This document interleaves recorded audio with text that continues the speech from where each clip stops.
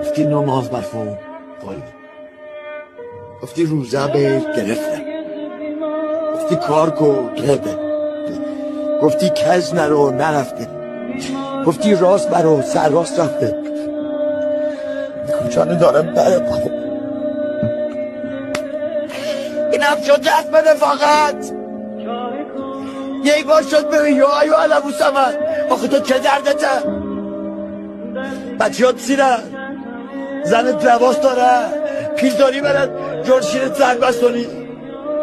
آخه قربانه و رحمه رو رحیمت پکو گرم و گریبت.